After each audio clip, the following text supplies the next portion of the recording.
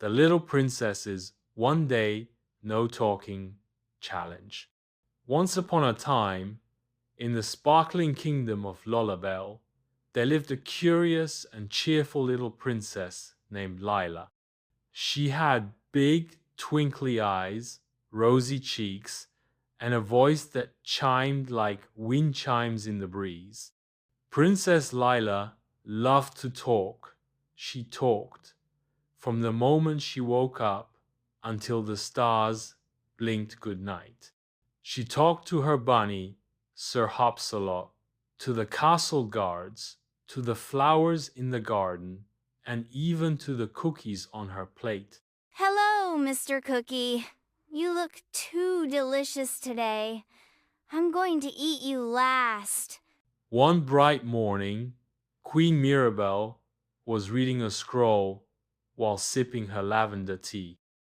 It was a scroll about a wise tradition from a faraway land, the One Day No Talking Challenge.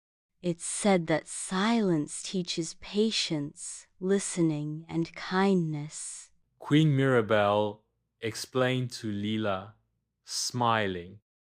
Princess Leela's eyes sparkled with curiosity.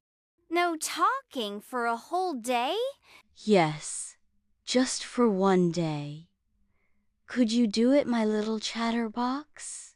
Princess Lila puffed out her cheeks. I could try. So they made a pink royal badge that read, Princess Lila's No Talking Challenge.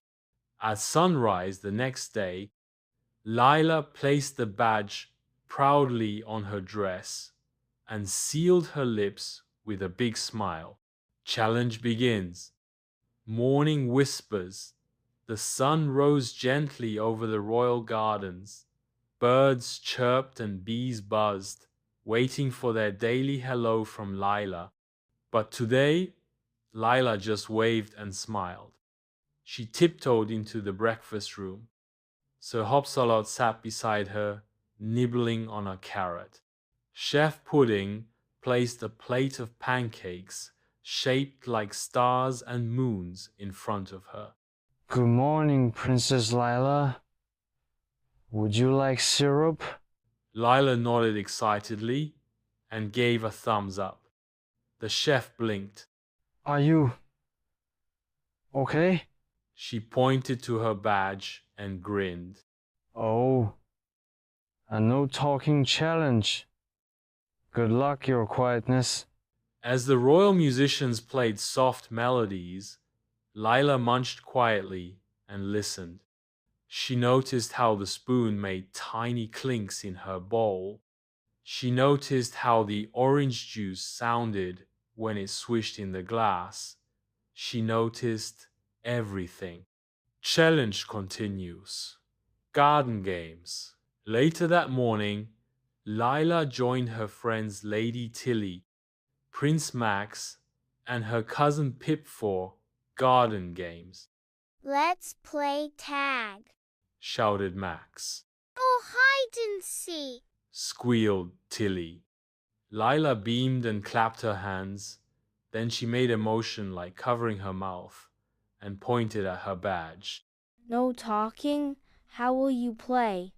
Asked Pip. Lila giggled silently and pointed to Max, then to the trees. He was choosing Max to be it. The game began. Lila ran like the wind, giggling on the inside. She couldn't shout, I'm safe, or you can't catch me, but she laughed with her eyes, with her skipping feet, with her wiggly fingers. When it was time to hide, Lila tiptoed behind the rose bushes. A butterfly fluttered past her nose. She smiled but didn't say a word. At the end of the game, Tilly gave her a big hug. You're amazing at this, Lila. You didn't say a peep. Challenge deepens. Afternoon adventures. In the afternoon, Lila visited the Royal Library. Normally, she would ask the librarian 10 questions in 10 minutes. But today, she just pointed to a book titled The Secret Life of Dragons, Oh, a good choice. said the librarian, handing it to her. Lila nestled into a big armchair, flipping through the pages. She imagined dragons who whispered in smoky puffs, dragons who danced instead of roared. In her silence, her imagination felt louder than ever before. Next, she went to the castle kitchen to help with baking. Usually, she'd chat non-stop. What's that spice? Can I crack the eggs? Oops, I got flour on my nose. But today, she just followed Cook Martha's instructions with gestures. Lila pointed to the vanilla bottle and made a heart with her fingers. You love vanilla? Me too. Who knew silence could be so sweet? They baked honey buns, and Lila shaped hers into a bunny for Sir Hopsalot. Challenge wobbles. Evening emotions. As the sun began to set, Lila grew tired. Being silent all day was harder than she thought. She wanted to say, I'm sleepy, and where's Sir Hopsalot? And I love you, Mama. She curled up beside Queen Mirabelle in the royal lounge. The queen read her a story about a snowflake that went on a big adventure. Normally, Lila would ask 100 questions about the snowflake's name and whether it could sing, but today she just listened. She imagined the snowflake whispering stories only she could hear in her heart. When the story ended, the queen looked down at her daughter. You did it, darling. You made it all day. Lila smiled, teary-eyed but proud. She reached into her pocket and pulled out a tiny note she'd written. I wanted to say I love you all day long. Queen Mirabelle hugged her tightly. You didn't need words. I felt it every moment. Challenge complete. A lesson learned. That night, after brushing her teeth and snuggling into bed, Lila finally spoke her first words of the day.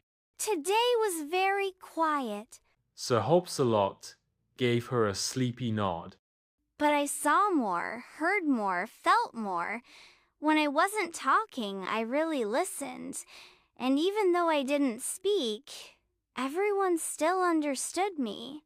Queen Mirabelle kissed her forehead. That's the magic of silence, my love. As the moon glowed above Lullabelle and stars peeked through the curtains, Princess Lila drifted to sleep, her heart full of soft music, fluttering wings, and quiet strength.